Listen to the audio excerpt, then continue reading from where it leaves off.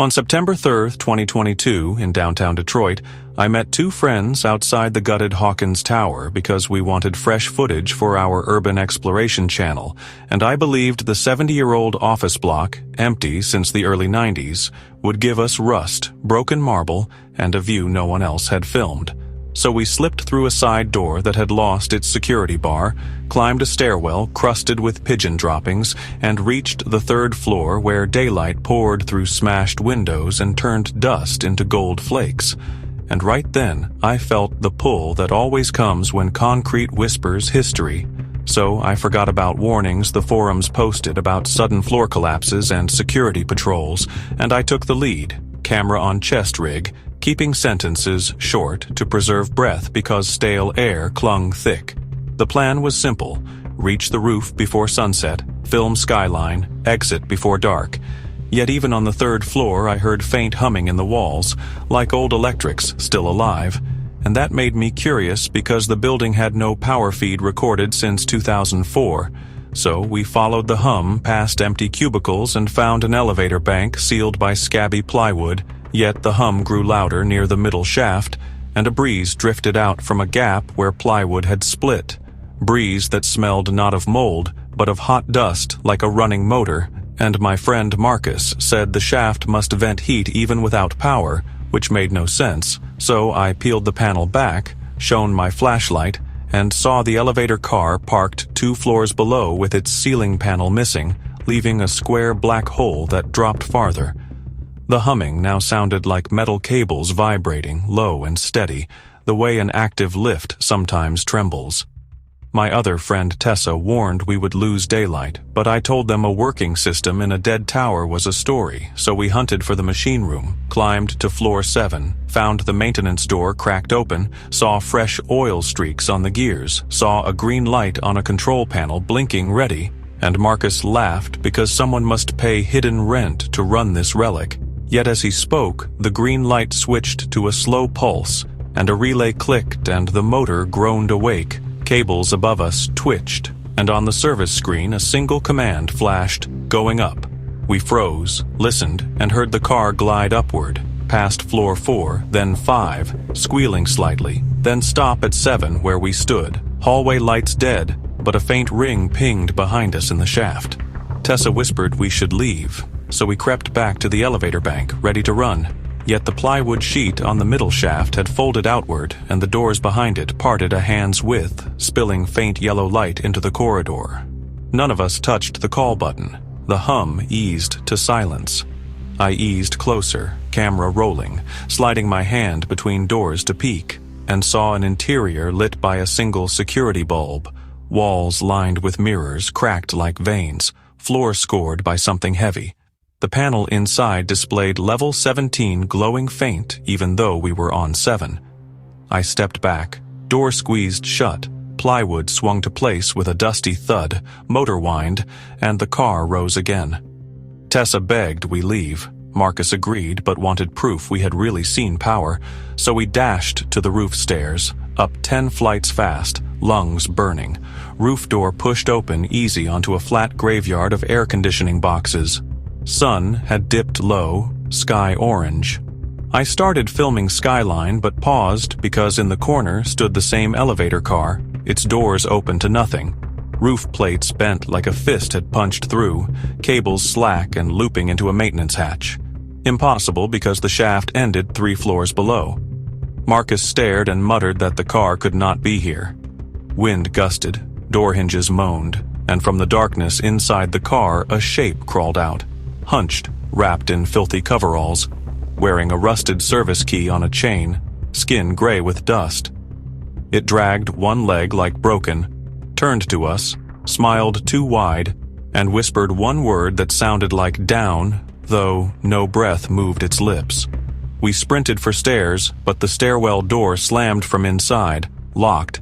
The coverall figure limped toward us, reaching. Marcus swung his tripod, but air felt thick as syrup, legs heavy. I yanked a pipe from the floor, jammed it under the door lever, forced it open. We poured inside, clattered down steps, yet each landing felt longer. Numbers stenciled on walls jumped backward, 8, 7, 7 again, then 9 as if we rose through gravity pulled down. The humming returned all around, motors screaming. An elevator bell dinged each time we hit a landing. Tessa sobbed, Marcus prayed, finally ground floor door appeared, yet exit sign above flickered 17. We burst into lobby ruin, chased by echoing knocks, and fled to street, night air wet and cold. Outside we inspected footage. Every clip after entering machine room showed static except one still frame, the elevator interior empty, but mirror reflection holding 3 blurred forms upside down. Next morning, city crews cordoned the tower with tape because night security reported a fatal fall through an open shaft. Body of an unknown maintenance worker found on lobby tiles wearing shattered coveralls and clutching a camera tripod. Marcus quit exploring. Tessa moved states. I kept channel running but never posted that story because anytime I upload the file, the status bar freezes at 17% and the computer hums like an old elevator motor waiting for someone to press the button so it can take us all the way up to the roof where the doors open to nowhere.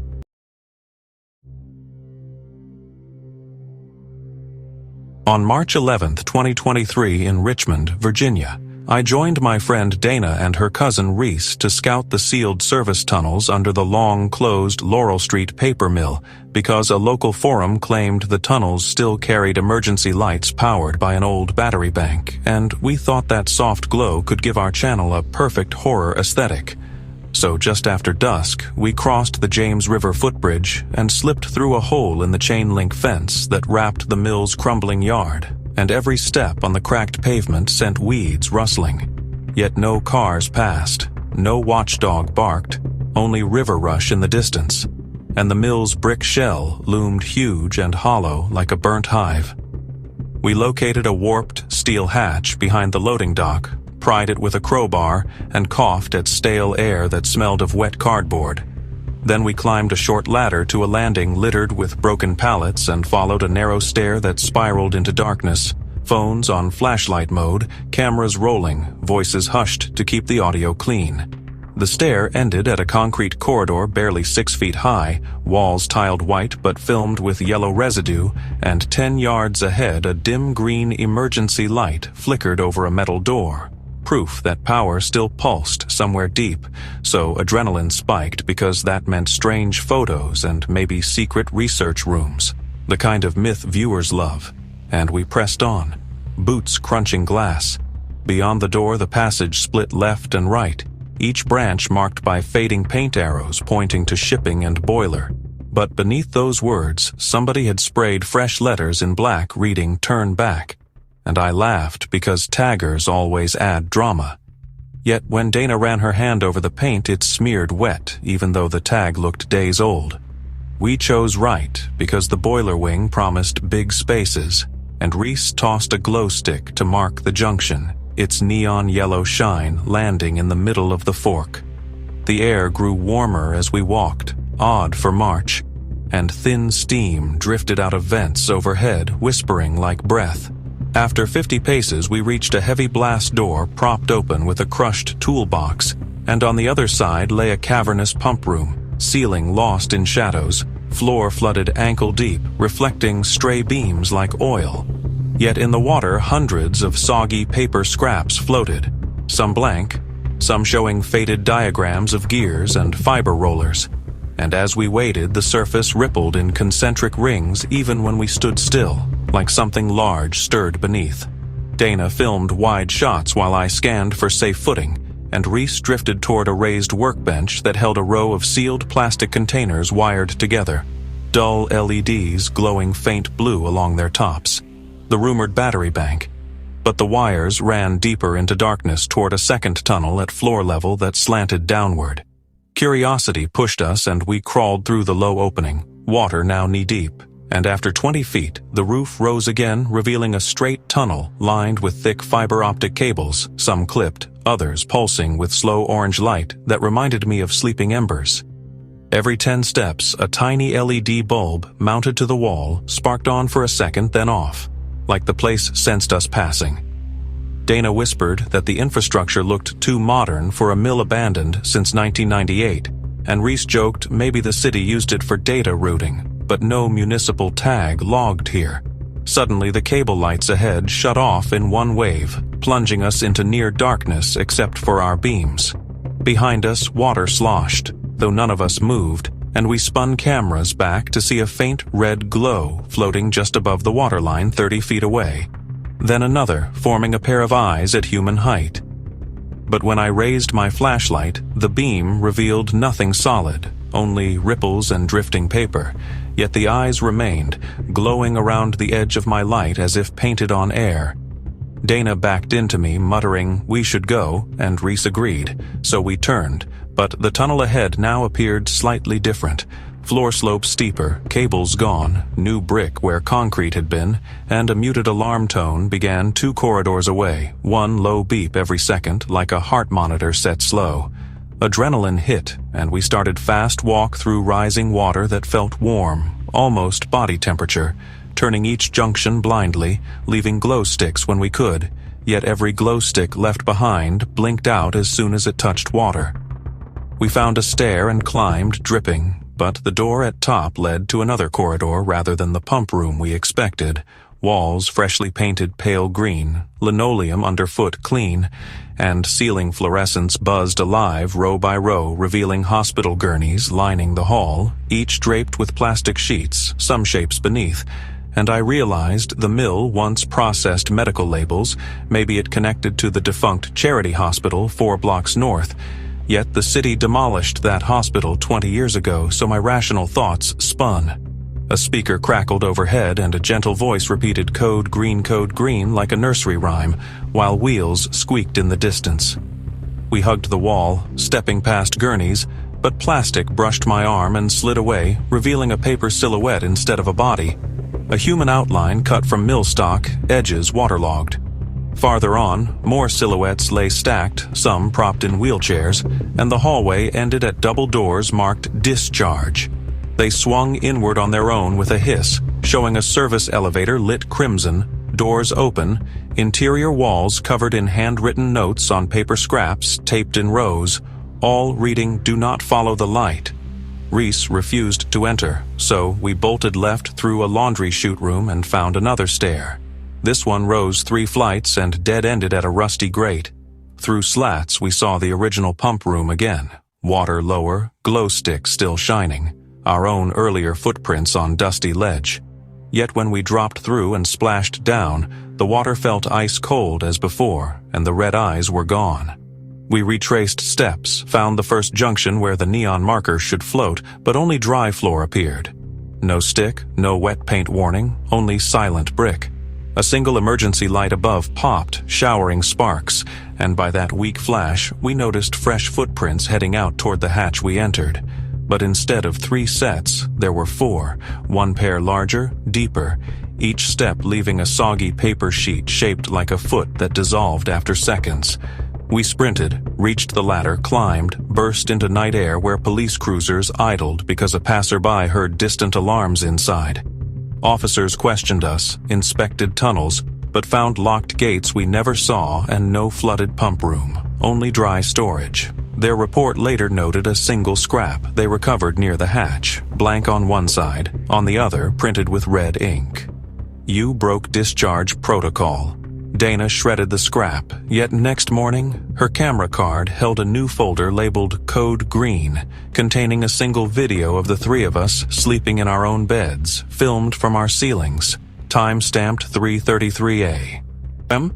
And as the clip ended, a 4th person stepped into each frame, face hidden by bright red glow, lifting a white paper sheet like a discharge form, while the same alarm beeped slow and patient. We have not explored since, because we know somewhere under Laurel Street a tunnel still waits lit by gentle LEDs, and one elevator stands open, doors patient, ready to admit the next explorers who think abandoned only means empty.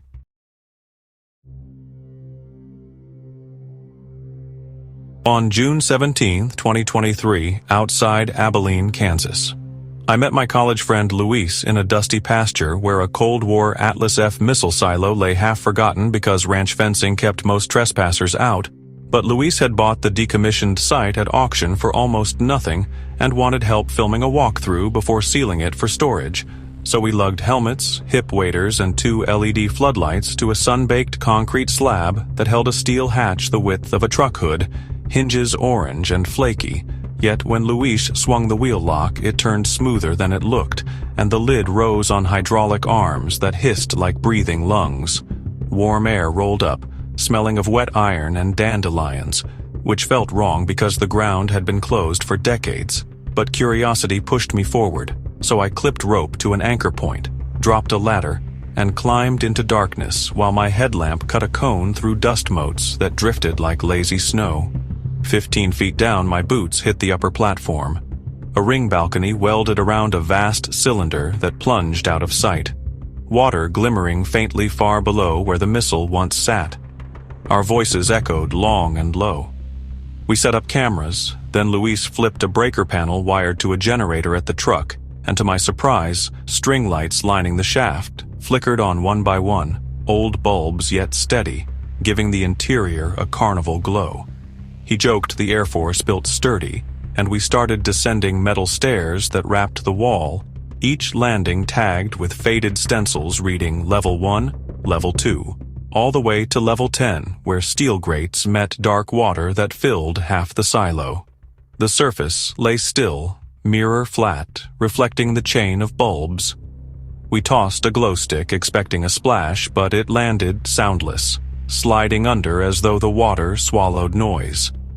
I felt vibration through the grate like distant turbines alive, though generator hum came only from above, and I pointed this out. Luis checked his phone's seismograph app, but the reading stayed flat. He shrugged. We filmed gear rooms, rusted consoles, maps curled on walls. Every control knob sat frozen midway, as if someone stopped mid-evacuation. At Level 7, we found a narrow blast door ajar. Inside lay a control bunker with a desk and 2 swivel chairs still bolted, coffee cups fossilized in dry rings. On the desk, a reel-to-reel tape player sat threaded, ready light glowing green, even though Luis insisted no interior circuits were live. He pressed play, speakers crackled, then produced a clear female voice counting backward from 10 to 1, soft, calm. At 0, the tape stopped, reversed, and repeated. We recorded 30 seconds and left, but the counting followed faintly into the stairwell, though we had not taken the player. Lower air felt damp and sweet, almost floral, masking rust. At Level 9, a service corridor branched toward the propellant tanks. Its floor sloped a degree downward, water lapped at our toes. I led, waders squeaking. The corridor ended at a round bulkhead open just enough to slip through. Beyond, twin fiberglass tanks rose like whales, hulls slick with condensation that smelled like turned honey. A gentle wind moved past us, yet there were no vents. My camera lens fogged, so I wiped it and saw letters forming on the condensation of the left tank, tall strokes appearing from nowhere, spelling open. The word vanished as droplets ran. Luis joked about pareidolia, but looked uneasy. Back on the main stair, we reached Level 10. Platform metal showed deep scratches leading to a grated catwalk that extended over the black pool covering the missile cradle. I shined light down. The glow stick hovered 5 feet below, caught in a layer of clear gelatinous film that rippled yet held shape. Luis tossed a small rock. It met the film, stopped, then sank slow, trail closing behind like sealing skin. My gut nodded. An object under the gel caught my beam. A human-shaped form in coveralls, arms floating above like surrender, face hidden by silt. Luis insisted we film close-ups for proof.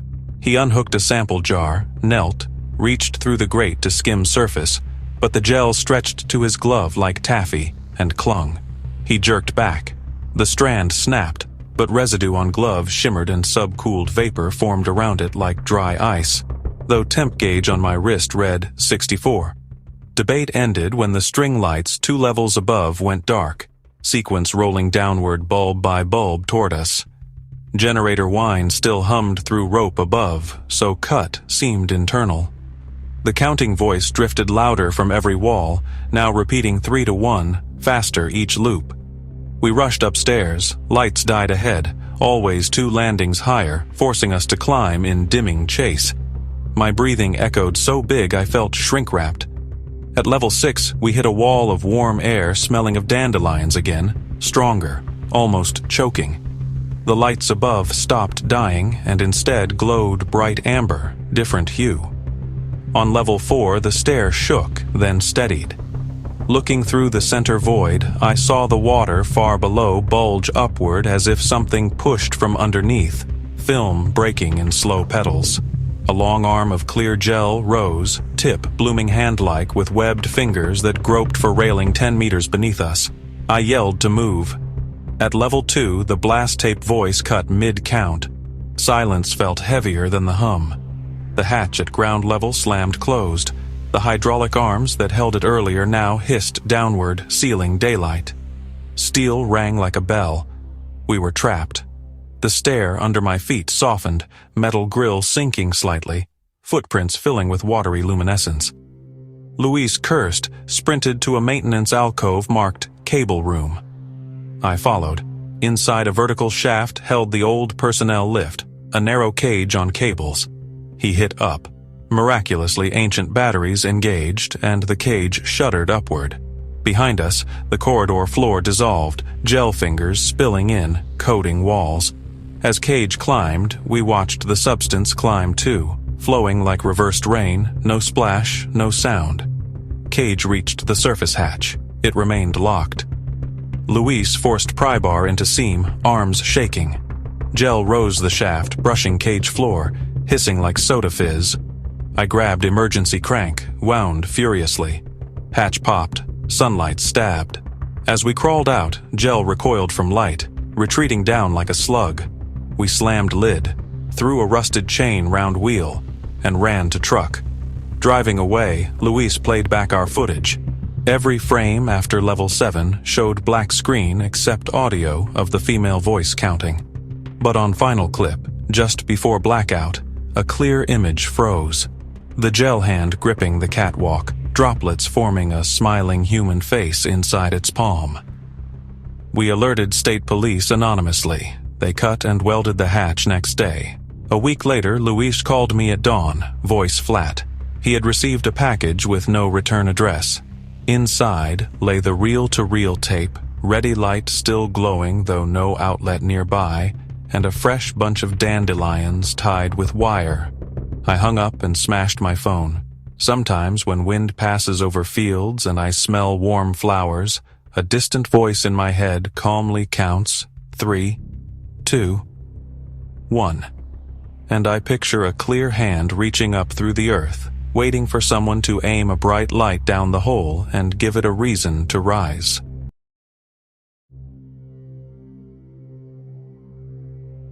Urban ruins hide more than history.